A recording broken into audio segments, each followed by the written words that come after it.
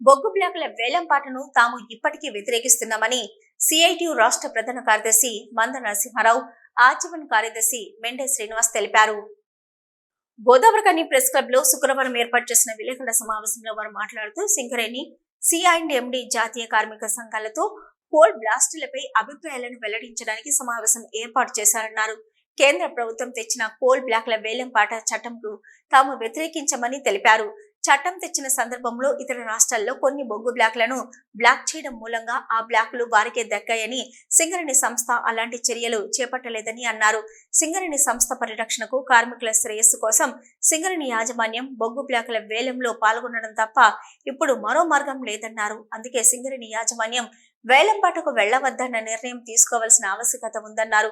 అందులో పూర్తి స్వేచ్ఛ సింగరేణిదేనని, దానికి సిఐటిను బదనం చేయాలని చూస్తున్నారని అన్నారు.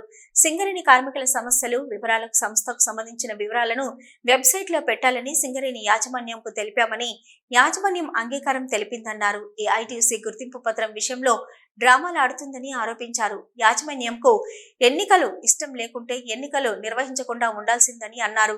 గుర్తింపు పత్రం ఇచ్చే వరకు అన్ని కార్మిక సంఘాలకు సమాన అవకాశాలు కల్పించాలని డిమాండ్ చేశారు. సింగరేణి కార్మికుల సమస్యలు పరిష్కరించడంలో సిఐటియు చేస్తున్న పోరాటాలకు కార్మిక వర్గం అండగా నిలవాలని కోరారు. కేంద్ర ప్రభుత్వం తీసుకొచ్చినటువంటి చట్టం, ఇది కమర్షియల్ మైనింగ్ చట్టం తేవటం వల్ల ఆక్షన్లోనే కోల్ బ్లాక్స్ తెచ్చుకోవాలి తప్ప ఎవరికి కూడా నామినేషన్ పద్ధతిలో ఇవ్వమని చెప్పేసి చట్టం తెచ్చిన దానికి సిఐటి మొదటి నుంచి వ్యతిరేకం, ఇప్పుడు కూడా వ్యతిరేకిస్తా ఉన్నాం.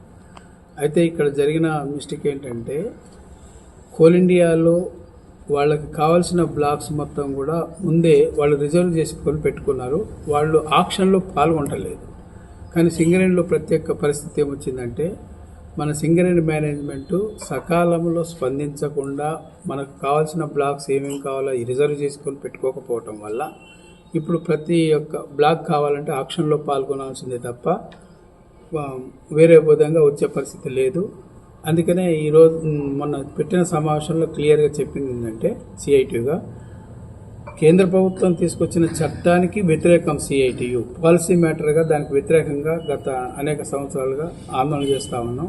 కోల్ బ్లాక్స్ని కేంద్ర ప్రభుత్వం తీసుకొచ్చిన చట్టానికి వ్యతిరేకం, అసలు ఆక్షన్నే పెట్టొద్దు, మొత్తం తెలంగాణలో ఉన్న కోల్ బ్లాక్స్ మొత్తం సింగరేణికే కేటాయించాలనే స్పష్టమైన వైఖరి చెబుతూ ఆక్షన్లో పాల్గొనాలా లేదా అనేది సింగరేణి మేనేజ్మెంట్ నిర్ణయించుకోవాలి తప్ప మేము కాదు చెప్పేది అనేది స్పష్టం చేశాం. గుర్తింపు పత్రము ఇవ్వలేదు ఇప్పటిదాకా, దానికి అనేక డ్రామాలు ఇప్పటికీ నడుస్తూ ఉన్నాయి. మేనేజ్మెంట్ పెద్ద దీంట్లో ఒక ఈ ఇబ్బందికరమైన పరిస్థితి. ఎన్నికలు అసలు మేనేజ్మెంట్కి ఇష్టం లేకపోతే పెట్టకపోతే, గతంలో ఎన్నికలు పెట్టడానికి 5 సంవత్సరాలు లేకిండ్రు, ఇప్పుడు ఎన్నికలు పెట్టినాక గుర్తింపు పత్రం ఇవ్వడానికి ఇప్పటికి 8 నెలలు అయిపోయింది. 27వ తారీఖు మొన్నతో ఎందుకు ఇట్లా తాత్సారం? అసలు నువ్వు ఎన్నికలకి ఇష్టం లేకపోతే మొత్తం కోల్ ఇండియాలో ఎన్నికలు లేవు. ఎన్నికలు లేకుండా మొత్తం అన్ని సంఘాలు సమానంగా చూస్తూ ఉన్నారు. ఇక్కడ ఎన్నికలు పెట్టిన పేరే కానీ అసలు ఎక్కడ గుర్తింపు పత్రం ఇవ్వకుండా గెలిచిన సంఘం అంటాడు, ప్రాతినిధ్య సంఘం అంటాడు. స్ట్రక్చరల్ సమావేశాల్లో గెలిచిన ప్రాతినిధ్య సంఘం గెలిచింది కానీ పక్కన మీటింగ్లు పెట్టి అఫీషియల్ మీటింగ్స్లలో మొత్తం అన్నిట్లలో వాళ్ళని ఎంకరేజ్ చేస్తారు. నువ్వు పత్రం ఇవ్వకుండా ఇట్లా ఎంకరేజ్ చేసి ఎంతకాలం ఇట్లా డెక్కుతావు? ఇది సరైన పద్ధతి కాదు. సింగరేణి కార్మికుల సమస్యల మీద ఎన్నికల ముందు సొంతింటి పథకం అమలు, అలవెన్స్ల మీద ఇన్కమ్ ట్యాక్స్ తిరిగి చెల్లింపు తదితర అంశాల మీద సింగరేణి కాలేజ్ ఎంప్లాయీస్ యూనియన్గా ఇప్పుడున్న ముఖ్యమంత్రి అప్పుడు ఎన్నికల ప్రచారంలో ఇక్కడికి వచ్చినప్పుడు రేవంత్ రెడ్డి గారికి Singareni college employees union letter ఇవ్వడం జరిగింది. ఇప్పుడు మార్పు వచ్చింది కానీ సింగరేణి కార్మికుల సమస్యలు మాత్రం ఎక్కడెక్కడ పరిష్కారం కాలేదు. గతంలో ప్రభుత్వం ఏదైతే బీఆర్ఎస్ ప్రభుత్వం ఉన్నప్పుడు సింగరేణి నిధులు ఎట్లా వాడుకున్నారో ఇప్పుడు కాంగ్రెస్ కూడా అదే పరిస్థితికి వచ్చింది.